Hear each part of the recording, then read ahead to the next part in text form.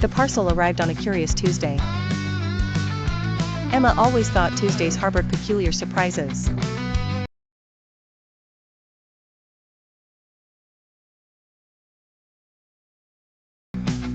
It had a crimson wax seal of an upturned pig snout. Inside was a velvet costume, pink as sunrise hem, soft as the sigh of a buttered croissant. A complete pig costume from tail to plush snout. A note read, "To Emma, who seeks delight beyond things. Wear me. Become me. Oink on. Your admirer." Emma wondered about her mysterious admirer. Perhaps someone from cosplay forums or a midnight book club. Curiosity swelled like dough. She tried it on.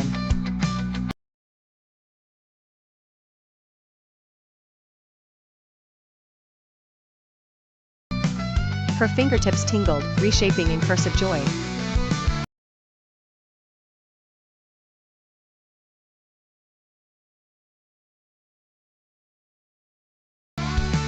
Her nose softened into a twitchy pink snout. Joy, lightness, adorably transformed her.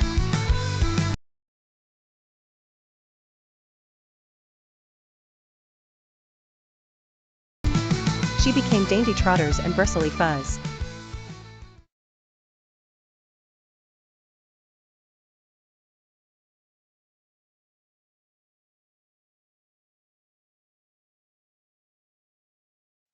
The city did not shrink from Emma.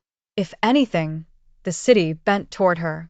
Corners curved more generously, alleys widened to accommodate her plump new form, and streetlights flickered in a rhythm that seemed to cheer her trotting.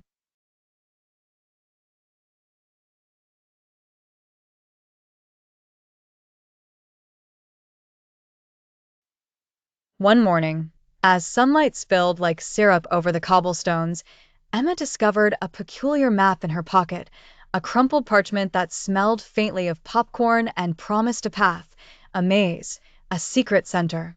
Penciled in the corner, "Follow your snout." Obeying the call, she snuffled through the labyrinth of the city. Her senses, now honed to delightful precision, led her to enchantments tucked between bricks and shadows. The scent of roasted chestnuts from streets away, the musk of an old library she'd never noticed before, the faint perfume of someone who perhaps had sent the costume. Each turn of the maze offered small, enchanted marvels, a lamplighter who whistled songs that changed the color of the flame, a cat who spoke only in riddles about bacon and freedom, a baker who gifted her a croissant with a filling that whispered secrets when bitten.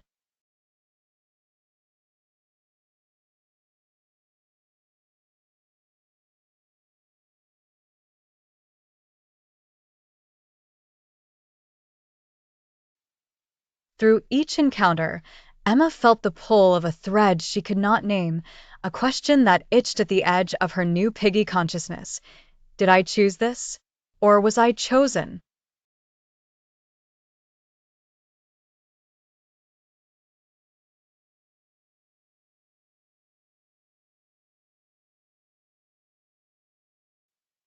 At the labyrinth's heart, she found not a minotaur, but a mirror.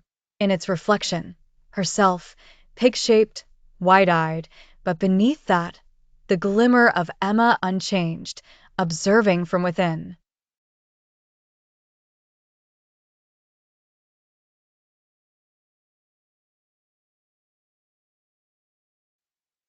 A final note was taped to the mirror's frame.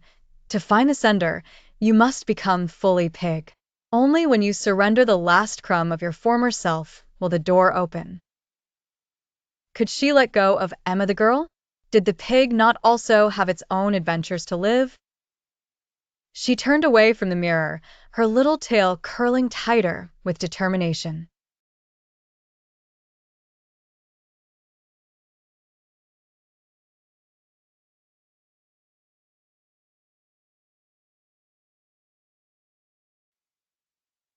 The admirer unmasked. Emma's days became a carousel of piggish pleasures.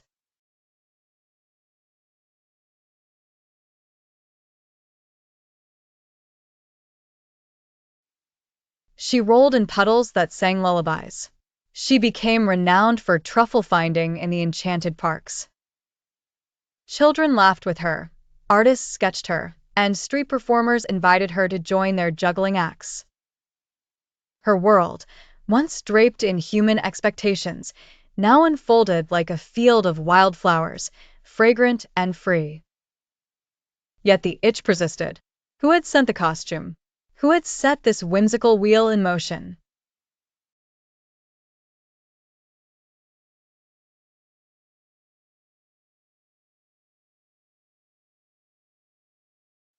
The final clue arrived in the form of a carnival invitation, the grand masquerade, for those who wear themselves.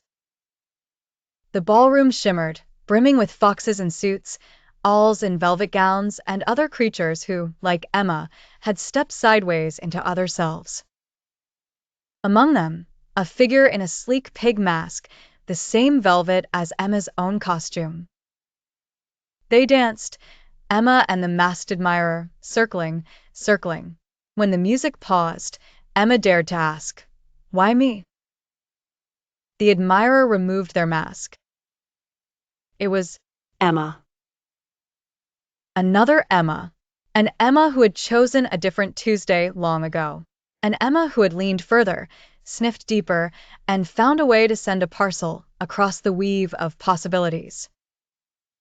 "I admired you," said the other Emma, "because you hadn't yet dared to become who you might be. I wanted to gift you the path I had found." "And what now?" Emma whispered. "Now you choose. Remain a pig forever, or find the way back to your human skin."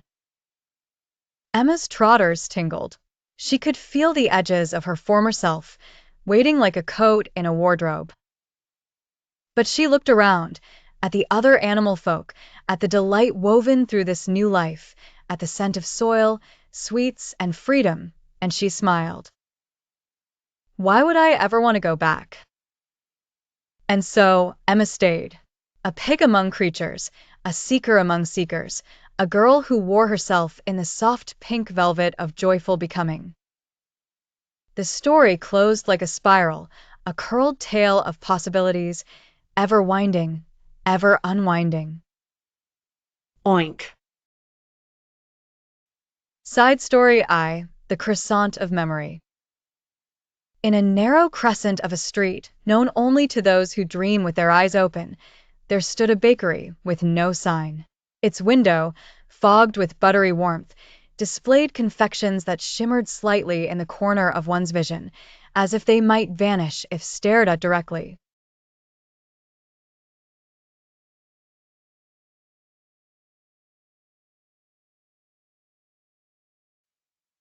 Emma had once visited this bakery during her early piglet days, drawn by the smell of almonds and something stranger, nostalgia. The baker, a woman with flour in her eyelashes and a voice like folded paper, offered her a single croissant, golden and humming softly. "This one," the baker said, "contains a memory you forgot you needed." Emma took a bite. Inside was apricot jam and a vision.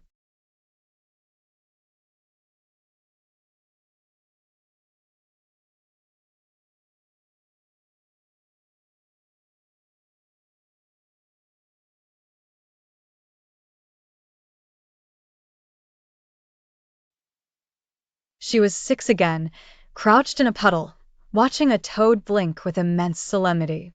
She had asked it if it knew the way to somewhere better. The toad had answered. She had forgotten what it said. But now Emma remembered. It had said, "You are already halfway there. Keep snuffling." She blinked back into the present. The croissant was gone. So was the baker. Only a single sticky note remained on the glass. "Next time, try the Danish. It sings." Emma trotted off, tail curled in delight. Deep within the spiral gardens of Snoutsworth Park, where hedges rearranged themselves while you weren't looking, lived the Truffle Oracle. It wasn't a person. It was a pig, older than memory, pinker than sense, and larger than what should fit in the glade. Its name was Madame Tubbeline. Emma came upon her one twilight, the air sticky with honeysuckle and whispered prophecies. Oink, said Madame Tubbeline, or, as the ancients said, welcome. How do you know I'm seeking something? Emma asked.